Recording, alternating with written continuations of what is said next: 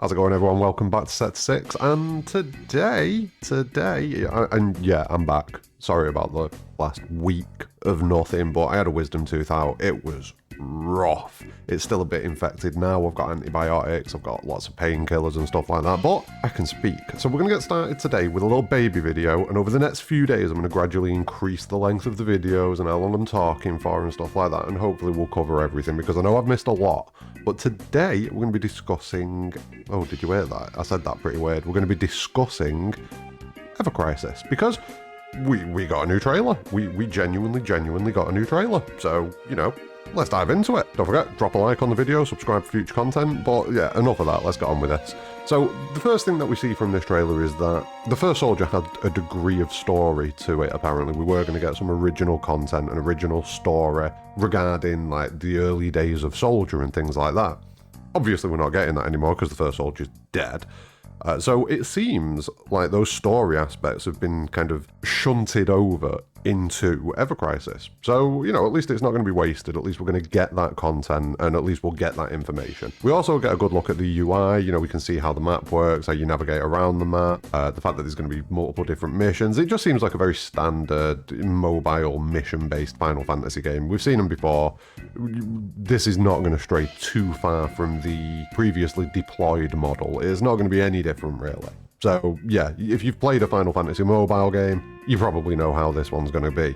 There are still lots of Crisis Core and OG FF7 scenes potentially explaining the delay in the game, which we'll come to later on. But yeah, it made sense that they didn't want to drop Ever Crisis before Crisis Core Reunion, when Ever Crisis is going to feature the Crisis Core story quite heavily, it seems, in the early stages. The fact that they've shown predominantly Final Fantasy VII OG and Crisis Core content up to now tells me that, you know, that's what they've got completed, or that's what they've got a substantial amount of work done on. So it's probably going to be first. It wouldn't make sense for Ever Crisis to tread on Crisis Core Reunion's toes like that. It could explain the delay. But yeah, we'll come back round to this. We'll cycle back round.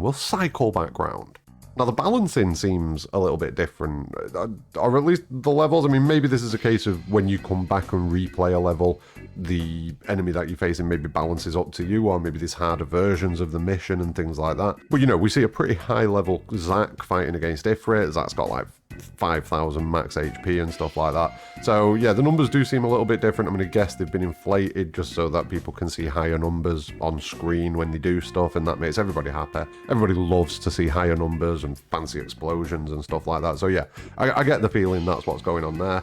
Now, next up, the thing that kind of blows my mind the most about this trailer is the fact that there are remake scenes in here from what I can see. Unless they're going to try and retcon those into Final Fantasy VII itself, which I don't think they should do personally. Because the scene it looks like we've got here is where we go up, you know, plateside, we go and visit Jess's parents, and then we go and do the mission to get the blasting agent. I believe it was the blasting agent. Yeah, we go and do that mission. This seems to be the early stages of that section, you know, where we're walking along and Wedge seems to interact with the cats and things like that. This seems like what we've got there, so I'm intrigued as to why that's in Ever Crisis at this point, unless they are going to, you know, do the remake version of Ever Crisis as well. It's interesting. It's very interesting. Let me know what you think the deal is with that. Do you think that they are trying to retcon this scene into the OG FF7? Because I don't think that makes sense. Because, you know, this scene only happens because of changes that have happened in Remake. So it wouldn't make sense to shoehorn this into the OG. Let me know what you think. Now, acquiring chocobos seems different. You need medals to trade in order to get a chocobo.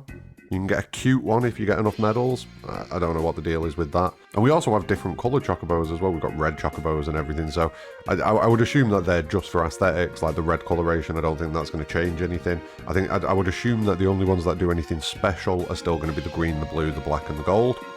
That would be my assumption, because that's what it is in Final Fantasy VII.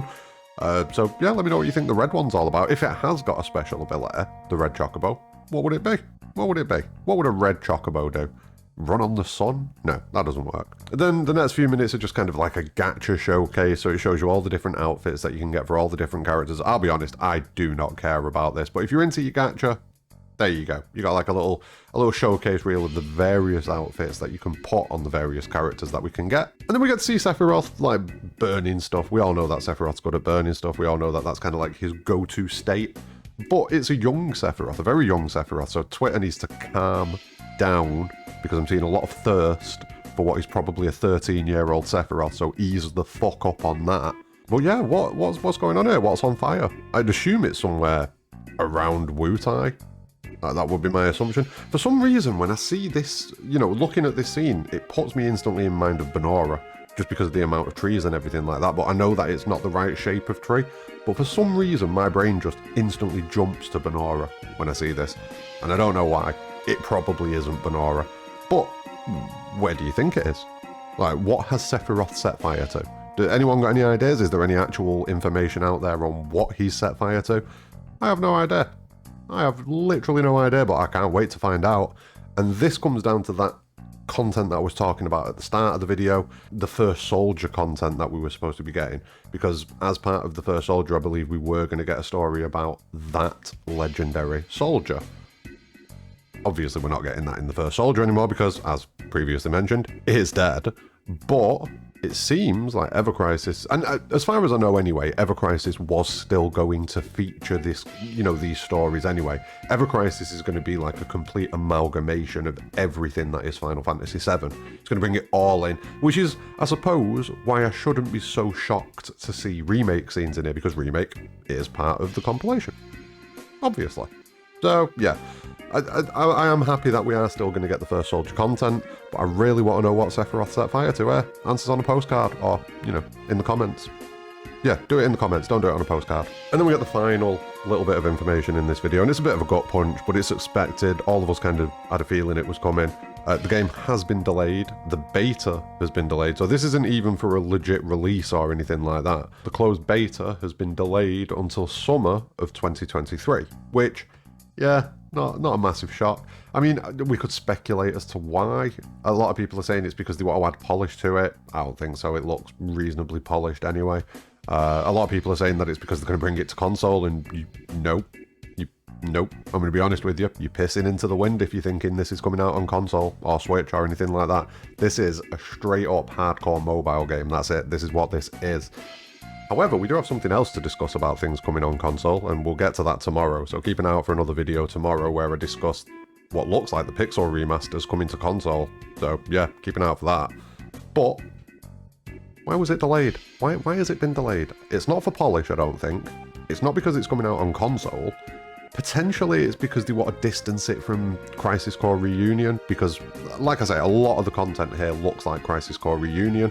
So, yeah, it'd be a bit silly to have them both drop at the same time. Maybe that's it. Maybe that's all it is. They kind of put it 6 months away from Crisis Core Reunion, 6 months before Rebirth, and it's kind of straddling the middle, and it can keep the hype going throughout the middle section of next year. That's probably what they're going to do. That's what it feels like to me. Although, I did see a brilliant comment on Twitter, which was that they were doing it to implement blockchain functionality and NFTs. No, God! But yeah, that's everything that we've got on Ever Crisis at the minute. It's not a massive amount more information. Seeing remake scenes in there is quite interesting. The Chocobos being a bit different, again, interesting but nothing monumental. Seeing that the First Soldier story aspects have definitely been shunted into Ever Crisis in their entirety, it would seem. That's a good thing, because even though the First Soldier was a bit of a janky mess, and not a sensible business move either, it kind of failed on both fronts. Do you know what I mean? It didn't do the best job. But, you know, ideas have gone into it. Creative ideas have gone into it to come up with a story, a narrative, and things that could be compelling. So I'm loath to see things like that wasted. So I'm glad that they're getting used in Ever Crisis. That's a good thing. Not too happy about the delay, but it is what it is. It is what it is. And to be fair, we've got plenty to do. Crisis Core Reunion just dropped. I am going to be getting all over that tonight on stream. So come and say hi over on Twitch, twitch.tv/sector_6_, because, you know, there's obviously millions of Sector 6s out there who stole my name before I even knew I wanted it. Horrible. But yeah, let me know what you think in the comments below. You know, are you looking forward to Ever Crisis? Are you gutted that it's been delayed? Are you glad that we finally got some information at the very least? Where are you at with it? Don't forget, drop a like on the video, subscribe for future content, leave a comment of your thoughts below, but more importantly than anything, have a great day.